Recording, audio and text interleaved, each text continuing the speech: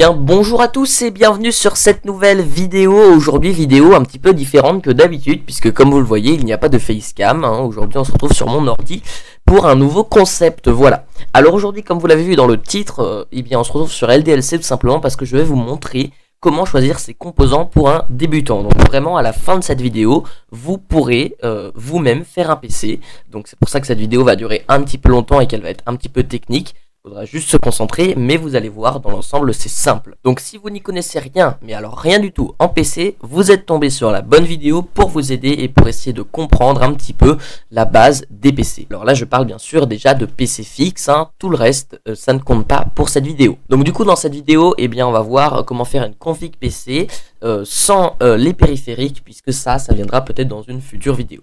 Si vous aimez ce genre de vidéo, n'hésitez pas à me le faire savoir en vous abonnant, en activant la cloche des notifications et toutes les notifications, également en likant la vidéo et pourquoi pas en allant voir les réseaux et laisser un commentaire. Donc les réseaux, c'est Discord et Instagram qui sont disponibles dans la description de cette vidéo. Et pour les commentaires, vous pouvez me laisser une idée de défi parce que je cherche des défis pour réaliser une vidéo de vos défis. Et bien écoutez, c'est parti, on y va juste après l'intro.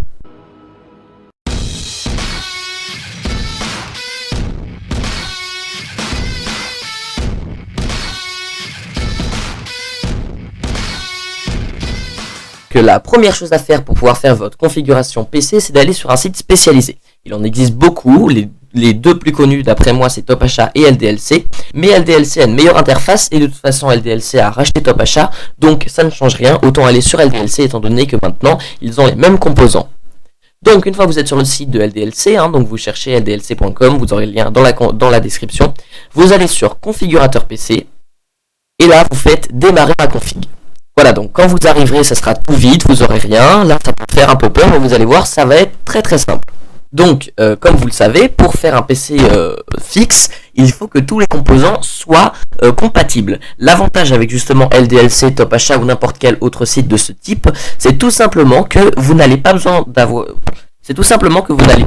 besoin de réfléchir à la compatibilité des composants, puisque tout simplement, le site va le faire pour vous, et vous ne pourrez pas choisir les composants qui ne sont pas compatibles avec ce que vous avez déjà choisi. Donc la toute première chose à choisir, c'est le processeur, comme vous le voyez juste ici. Donc le processeur, c'est le cerveau de l'ordinateur, c'est lui qui va faire tous les calculs de l'ordinateur. Donc le processeur, on va cliquer sur ajouter pour le prendre. Alors, en processeur, vous avez deux marques, il n'y en a pas d'autres. Il y a AMD et il y a Intel. Donc moi, personnellement, je le dis, voilà, je suis team AMD, mais si vous êtes team Intel, il n'y a pas de souci, de toute façon, c'est la même chose. Donc je vais vous montrer avec n'importe quel processeur comment ça marche. Donc pour ça, on va aller voir la fiche technique du processeur en cliquant sur ce petit bouton. Et donc, ce qu'il faut faire attention quand vous achetez un processeur, c'est tout simplement à ses caractéristiques techniques, puisque c'est comme ça que vous allez pouvoir savoir si c'est un bon processeur ou pas. Donc vous allez dans fiche technique et là la première chose à regarder, ça va tout simplement être la fréquence CPU et la fréquence en mode turbo. Donc qu'est-ce que c'est en fait? C'est le nombre de gigahertz du processeur, donc c'est la vitesse du processeur. La seule chose qu'il faut retenir, c'est que plus il y en a, mieux ce sera. Donc là on a 3,7 GHz, donc c'est absolument énorme. Donc franchement là ça y va tranquille. Et pour ceux qui se demandent ce que c'est la fréquence en mode turbo, vous avez peut-être déjà entendu parler d'overclockage. Et en fait la fréquence en mode turbo, c'est quand vous overclockez votre processeur. Donc overclocker, ça veut dire dépasser les caractéristiques techniques pour lesquelles il est fait. Donc vous augmentez la puissance de votre processeur. Par contre, faut pas y aller trop fort, sinon vous allez le faire claquer. Et surtout, faut avoir un bon refroidissement parce que quand vous faites ça, votre processeur chauffe. La deuxième chose à regarder, c'est le nombre de corps et le nombre de threads. Donc là, pareil, je vais pas vous expliquer en détail ce que c'est, mais tout ce qu'il faut retenir, c'est que plus il y en a, mieux c'est. Donc là, pareil, 8 corps, c'est énorme, 16 threads, c'est énorme aussi. Le grand minimum aujourd'hui pour faire du gaming et du montage, ce sera 4 corps et 4. Ensuite, tout le reste, on s'en fout un petit peu. Là, vraiment, mon but, c'est de vous montrer la base. Donc la base de la base, c'est vraiment regarder ces 4 choses, ces 4 lignes. Donc la fréquence CPU, la fréquence en mode turbo, le nombre de cœurs et le nombre de threads. Donc là, c'est comme ça que vous allez pouvoir choisir en fait votre processeur, tout simplement, en regardant en fonction du prix qu'il a et en fonction des caractéristiques techniques et en comparant avec les autres processeurs, vous allez pouvoir voir lequel a les meilleures caractéristiques techniques pour le meilleur prix. Donc là, du coup, je vais prendre celui que j'ai sélectionné, c'est tout simplement le mien, c'est celui que j'ai sur mon ordi. Et deuxième chose également que vous devez regarder sur LDLC, c'est la disponibilité. Si vous voulez acheter votre config, tout simplement dans les jours qui suivent, faites bien attention à ce que ce soit en rouge, à ce que ce soit en vert ou en jaune. Si c'est en rouge, ça veut dire que ce n'est pas disponible, vous ne pouvez pas choisir ce composant. Deuxième chose ensuite, c'est le ventirad et l'AIO. Alors le ventirad et l'AIO, ça va être un refroidissement. Sauf que ça va être un refroidissement qui va refroidir spécifiquement le processeur. Oui, parce que ça chauffe, il faut le refroidir. Donc en fait, ça va être un ventilateur qui va directement être posé en contact avec votre processeur. Donc chez AMD, tous les AMD où il y a écrit Weight Prism Edition, ça veut dire qu'il y a le nouveau ventilateur de chez AMD qui est déjà largement suffisant si vous n'overclockez pas votre processeur. Donc vous n'avez pas forcément besoin d'acheter un ventirad ou une AIO, donc un AIO c'est un water cooling en fait, en plus du processeur. En fait, là où vous allez avoir besoin d'un ventirad ou d'une AIO supplémentaire, c'est si vous n'avez pas le Weight Prism Edition, ou alors si vous comptez overclocker votre processeur, là il va falloir en choisir un. Donc nous, on va partir du principe qu'on overclock notre processeur, donc on va en choisir un. Vous avez deux solutions. Soit vous avez les ventilateurs, donc comme vous le voyez, hein, c'est des ventilateurs PC, la plupart du temps ça ressemble à ce genre de choses. Soit vous avez tout simplement les water cooling, donc en général c'est beaucoup plus cher, hein, les moins chers sont aux alentours des 50 €. Donc voilà, il y en a avec 3 ventilos, il y en a avec 2 ventilos, voilà. Donc là, il n'y a pas spécialement non plus de caractéristiques techniques pour les water cooling en fait. Là, ça va être en fonction de la beauté, donc le style que vous recherchez, et en fonction de la marque que vous préférez. Là, il n'y a pas forcément besoin de faire attention aux caractéristiques techniques, vu qu'il n'y en a pas spécialement pour les ventirad et pour les AIO.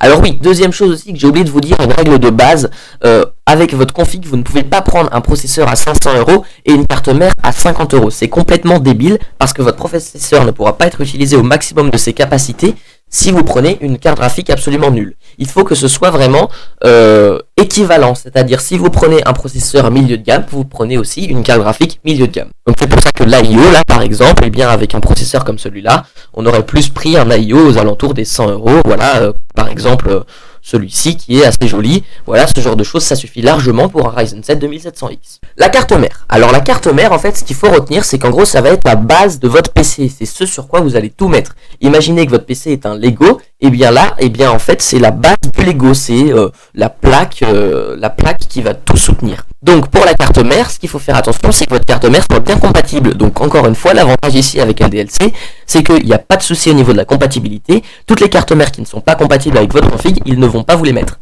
Donc là, vous allez choisir une carte mère qui est à peu près jolie, à peu près stylée, comme vous l'aimez. Il n'y a pas spécialement non plus de caractéristiques techniques à regarder.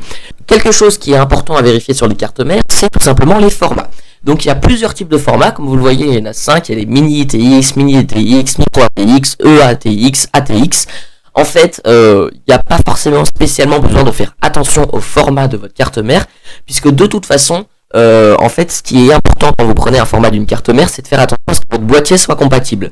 Mais quelle que soit la carte mère que vous allez prendre sur LDLC, eh bien, il ne vous mettra que les boîtiers qui sont compatibles. Donc vous n'avez pas forcément besoin de faire attention au format de la carte mère si vous vous en foutez de la taille que va avoir votre PC. Sinon, si vous préférez une petite taille, partez plutôt dans les mini DTX, mini ATX ou micro ATX. Et si vous voulez des grandes tailles, partez dans les EATX ou les ATX. Voilà, donc par exemple, le style de carte mère qui est très bien, c'est ce genre de choses. Donc là, comme vous le voyez, on a 4 emplacements de barrettes de RAM. On a donc là l'emplacement du processeur, c'est de la Aorus, donc c'est quand même une belle marque. Hein, donc on peut clairement, tranquillement partir sur ça. Et là, comme vous voyez, c'est à peu près équilibré par rapport au processeur qu'on a choisi. Suivant, eh bien, c'est tout simplement la mémoire vive. Hein. La mémoire vive, aussi appelée plus couramment la RAM, c'est ce qui va vous permettre, alors attention, mon explication va vraiment être nulle et certains vont me taper en commentaire, mais voilà mon explication. En gros, la RAM, c'est ce qui va permettre de multiplier les actions de votre ordinateur. Plus vous allez avoir de RAM, plus votre ordinateur pourra effectuer d'actions en même temps. Et ça, c'est très important pour le montage, par exemple. Le montage, il faut au minimum du minimum avoir 16 Go de RAM, et l'idéal pour faire un bon montage sur Adobe After Effects, sur Adobe Premiere Pro ou sur DaVinci Resolve, Filmora, tout ce que vous voulez, eh bien c'est d'avoir 32 Go de RAM. Moi j'en ai 16 Go et quelquefois j'ai un petit peu de lag, donc le mieux c'est d'en avoir 32, c'est pour ça que là on va se faire plaisir, on va en prendre 32. Donc dans la RAM, il y a 3 choses très importantes à regarder. La première chose, c'est le format de la RAM. Le format de la RAM, c'est ce qui est écrit juste ici, c'est la DDR4. Aujourd'hui, tout le monde a de la mémoire vive en DDR4. Vous pouvez prendre de la mémoire vive en DDR3, ça ne changera pas grand chose, mais le mieux c'est quand même d'avoir de la DDR4, surtout que la DDR4 est beaucoup plus compatible avec les nouveaux processeurs que la DDR3. La deuxième chose à regarder, c'est tout simplement le nombre de gigas de votre barrette de RAM. Donc là, pareil, plus vous en avez, mieux c'est. L'idéal en général sur un PC gamer aujourd'hui, c'est d'avoir 16 Go au minimum.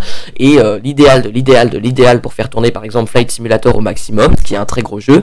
Il n'est pas encore sorti, hein, je vous parle de celui de cette année qui va bientôt sortir. c'est d'avoir 32 Go. Donc si vous voulez être vraiment très tranquille pour les prochaines années, prenez 32 Go. Et si vous avez moyennement des sous, prenez 16 Go. Pour ceux qui éventuellement prendraient 8 Go, sachez que c'est faisable, vous ferez tourner la plupart des jeux. Mais attention, les plus gros jeux, eh bien, vous aurez beaucoup de mal à les faire tourner. Et c'est fort probable que des fois vous ayez des petits lags, ne vous étonnez pas de ça. Donc la DDR4 faut faire attention, le nombre de gigas faut faire attention, et la troisième chose à faire attention c'est le nombre de mégahertz. Donc le nombre de mégahertz c'est tout simplement la vitesse de votre RAM. Donc là retenez pareil que plus vous en avez mieux c'est. En général l'idéal aujourd'hui dans un PC gamer c'est d'avoir 3000 MHz ou 3200 MHz, plus c'est mieux, moins c'est moins bien, mais là pareil ça va pas changer grand chose. Donc là ce qui est bien avec LDLC c'est que vous pouvez tout simplement appliquer des filtres, donc nous on va rechercher pour 32 Go, voilà, et en général le mieux c'est d'avoir au moins 2 barrettes de RAM pour si jamais il y en a une qui pète, et bien ça permet qu'il y en a encore au moins une, alors que si vous n'en avez qu'une seule, si un jour elle pète, vous n'en avez pas de rechange. Vous en avez même plus une qui peut marcher. Donc là voilà pareil, on applique le filtre des prix pour avoir les moins chers. Donc vous voyez que les moins chères ce sont celles-là. Nous on va prendre des qui sont un petit peu stylées vu que moi j'adore le RGB. Voilà, donc celles-là elles sont par exemple parfaites, hein. Donc on a 2 barrettes, donc c'est nickel. Elles sont à 32 Go, 2 x 16 Go en DDR4 et à 3200 MHz en plus avec un joli RGB de chez Corsair. Donc celle-là par exemple c'est le truc parfait qui peut aller avec notre config. La carte graphique, alors la carte graphique c'est un grand débat, attention. La carte graphique c'est l'une des choses les plus compliquées dans votre config. Alors là, ça va vraiment dépendre de ce que vous allez faire avec votre config. Si vous allez faire par exemple surtout du montage ou des streams, vous n'avez pas spécialement besoin de prendre une énorme carte graphique. Il vous en faudra quand même une pour bien faire marcher votre logiciel de montage. C'est pas la peine de prendre une carte graphique au-dessus de 500 €. Par contre, si votre but c'est vraiment d'orienter votre PC niveau gaming, alors là oui, le mieux ce sera de prendre une belle carte graphique. Donc par exemple, pour l'exemple, on va prendre la RTX 2060 Super, qui est une très très bonne carte graphique, hein, je le rappelle. Donc pareil, on va dans fiches techniques et là, qu'est-ce qu'on va regarder ici? On va regarder d'abord la fréquence de la carte mère, donc ici à 1470 MHz et en boosté à 1680 MHz. Donc boosté c'est pareil que pour le processeur, en fait vous pouvez overclocker votre carte mère, votre carte graphique, mais ça change pas grand chose. Et l'autre chose qu'on va également regarder, ça va être la taille mémoire vidéo. Donc l'idéal quand vous êtes un gamer c'est d'en avoir 8 Go et quand vraiment vous voulez faire tourner des très bons jeux, c'est d'en avoir 16 Go. Alors pour les cartes mères, par contre, il y a beaucoup de caractéristiques techniques à prendre en compte si vous voulez vraiment pouvoir faire une vraie analyse de vos cartes graphiques. Donc le mieux, c'est d'aller tout simplement regarder sur internet des comparatifs entre différentes cartes mères, donc sur des sites pro. Donc par exemple, là je vais prendre un comparatif entre la 1060 et la 1660, donc pour voir un petit peu quels sont les comparatifs. Et donc vous marquez 1060 vs 1660 ou d'autres cartes graphiques et à la fin vous mettez benchmark. Donc c'est comme ça que ça s'appelle en fait, hein, les comparatifs entre des cartes mères. Donc vous regardez par exemple, c'est le premier, on s'en fiche, voilà. Et là voilà, vous avez un benchmark et donc vous voyez que entre la GTX 1660 et la GTX 1060, et ben vous avez différentes caractéristiques techniques. Et donc vous avez par exemple le nombre de FPS dans certains jeux. Donc là ce qui est intéressant de voir c'est que dans GTA 5 il y a quand même plus 4% de FPS pour la 1660. Dans Overwatch il y a plus 14% de FPS. Dans Fortnite on a plus 20. Donc on voit qu'en gros la 1660 étant donné qu'elle est plus nouvelle, et elle est mieux et elle a un meilleur rapport qualité-prix. Donc par exemple là si vous aviez hésité entre ces deux cartes graphiques, vous auriez pu prendre la 1660. Donc là moi je vais prendre par exemple la RTX 2070, hein, je vais me faire plaisir, allez on va partir sur celle-ci, elle est absolument magnifique. Et donc là, eh bien, on a une belle carte graphique. Suivant, alors là, on va passer au niveau stockage. Alors le niveau stockage, ça va dépendre de ce que vous voulez. Est-ce que vous voulez un SSD ou est-ce que vous voulez un HDD? Alors qu'est-ce que c'est la différence? En gros, un SSD, ça coûte 2 fois plus cher qu'un disque dur, mais ça va 2 fois plus vite. Ça va permettre, par exemple, si vous installez Windows sur votre SSD, de faire démarrer votre PC en 10 secondes, alors que sur un disque dur, il aurait démarré en 20 secondes. Donc voilà, concrètement, ça va beaucoup plus vite. Par contre, ça ne veut pas dire que vous aurez des meilleurs graphiques ou quoi que ce soit. C'est vraiment juste la vitesse de démarrage de votre ordinateur, ou alors par exemple la vitesse de démarrage d'un jeu, d'un logiciel de montage, ou ce genre de choses. Donc en général, le mieux, c'est de prendre un SSD, de par exemple environ 500 Go, donc là on va mettre 500 Go, voilà, clac. Donc on va prendre par exemple celui-ci, qui est un très bon SSD de chez Samsung. Et ensuite avec ça, eh bien on prend un disque dur, parce que 500 Go en général c'est pas suffisant. Donc là vous pouvez prendre un disque dur de n'importe quelle taille, ça dépend de combien vous avez besoin. Moi je vais prendre 2 Tera, ça me suffit largement, j'ai pas vraiment besoin de plus. Et là, vous avez au total 2 Tera et 500 Go, en sachant que vous avez 500 Go qui vont aller beaucoup plus vite que les 2 Tera. Donc sur les 500 Go, vous allez installer vos jeux préférés, vous allez installer Windows, vous allez installer vos logiciels de montage, et sur votre HDD, sur votre disque dur, vous allez mettre tout ce qui est documents, vidéos, etc. ou tout ce que vous n'avez pas pu mettre sur votre SSD. Encore une autre chose aussi pour le stockage, les SSD, il y a 2 types de SSD comme vous l'avez vu. Il y a les SSD, comme on l'a vu, ce qu'on appelle les SSD, on appelle tout simplement les SSD normales, hein, donc ça c'est des SSD normales. Et encore plus cher, vous avez les SSD M.2, donc ceux-là c'est encore différent, c'est des SSD qui vont encore plus vite, qui sont encore plus premium et qui ne sont pas du tout pareils. Donc si vous avez encore plus d'argent à mettre dans un SSD, le mieux c'est d'avoir un SSD M.2. On arrive presque à la fin, donc si vous êtes resté jusque là, vous avez fait le plus dur, puisque maintenant il nous reste le plus facile, tout simplement le boîtier et l'alimentation. Donc le boîtier, là vous allez juste devoir prendre un boîtier qui vous plaît, qui a une allure qui vous plaît assez joliment, et surtout qui a des ventilateurs intégrés, sinon vous allez être obligé d'en racheter et de les fixer, ça va être chiant. Donc le mieux en général c'est d'avoir au minimum 2 ventilos à l'avant et un ventilo à l'arrière pour avoir un airflow. Donc un airflow c'est le passage de l'air en français, hein, pour avoir un airflow le mieux possible. Donc ceux qui sont le mieux réputés pour ça c'est Cooler Master, hein, ils font des très très jolis boîtiers avec un très très bon airflow. Donc par exemple ce genre de boîtiers de chez Cooler Master qui sont très très très jolis vraiment, et là vous avez un airflow absolument magnifique. Et sinon vous pouvez partir dans du plus haut de gamme, hein, donc pas aussi cher que ça bien sûr, mais par exemple voilà, si vous préférez la sobriété, vous avez le Be Quiet Silent Base, donc qui est un boîtier de chez Be Quiet, qui vous propose un très très bon cable management, hein, c'est-à-dire que vous allez pouvoir faciliter très facilement passer vos câbles, qui a un très très bon airflow, et Be Quiet, comme le nom de la marque l'indique, les ventilateurs ne font pas de bruit, et en plus vous pouvez ouvrir la porte très facilement, donc ça c'est le genre de boîtier vraiment parfait. Et la dernière chose pour faire fonctionner votre PC, c'est l'alimentation. Alors l'alimentation, la seule chose qu'il faut savoir, c'est tout simplement qu'il y a différents nombres de watts. Le nombre de watts, c'est la puissance de votre alimentation. Donc en fait, en fonction de votre config, vous allez devoir choisir un nombre de watts. Si vous ne vous y connaissez pas du tout, vous allez tout simplement sur internet, vous tapez calculateur d'alimentation PC. Donc par exemple, celui qui est très très bien, c'est celui de chez Be Quiet, hein. Donc là, vous allez sur leur site et en fait là, vous allez rentrer tout ce que vous avez choisi. Donc votre processeur de chez AMD avec le socket AM4. En général, tous les processeurs de chez AMD aujourd'hui ont un AM4. Nous, on a le AMD Ryzen 7 2700X, hein, donc c'est celui-là. Oui, c'est celui-là, voilà. En carte graphique, on en a une. Le fabricant, c'est donc Nvidia. Le modèle c'est tout simplement la 2070, super, voilà. Donc le système, en fait ça va être tout le reste, hein. Donc les SATA c'est tout simplement le stockage. Donc là nous on en a 2, on a un SSD et un HDD. Le PATA je ne sais pas ce que c'est, me demandez pas, je suis pas un pro non plus. La RAM on en a 2. Et enfin au niveau du refroidissement, comme on l'a vu tout à l'heure dans le PC de chez Be Quiet, il y en a 4. Donc là on va mettre 4 ventilateurs et on a un water cooling avec 3 ventilateurs, donc une pompe et 3 ventilateurs. Donc USB 3.0 générateur .2 est utilisé pour transmettre l'énergie, je ne sais pas ce que c'est, on va mettre oui. Et comptez-vous overclocker votre PC ou utiliser des composants overclockés, on met oui puisqu'on a dit qu'on va overclocker notre processeur. Donc on fait calculer et là en fait tout simplement qu'est-ce qu'il va faire le site. Donc en fait le plus intéressant ça va être juste là, ça va être celle du milieu, celle qui est recommandée. Donc là on voit que le site nous recommande une alimentation de 750 watts quand même, hein. Donc vous voyez que c'est pas mal. Donc ça veut dire que nous on va devoir choisir une alimentation qui a 750 watts. En gros le site a calculé combien de watts est-ce que vous alliez devoir avoir à votre place. Donc là, vous n'avez plus qu'à choisir l'alimentation de votre choix. Donc moi, je vais prendre par exemple celle de Cooler Master qui est très très bien, qui est en plus pas très cher. Donc c'est très très bien. Juste une deuxième chose qui est importante à voir dans les alimentations, c'est les modulaires. Donc les alimentations, vous avez deux types. Vous avez les normales qui n'ont aucun câble qu'on peut enlever. Vous avez les semi-modulaires et en gros on peut enlever quelques câbles. Et vous avez les modulaires où on peut enlever tous les câbles. Qu'est-ce que ça veut dire? Ça veut dire qu'en fait les câbles qui sortent d'une alimentation juste derrière comme vous le voyez ici, en fait ils ne vont pas tous vous servir. Il y en a certains qui vont rester en plan dans votre PC, ça va faire moche.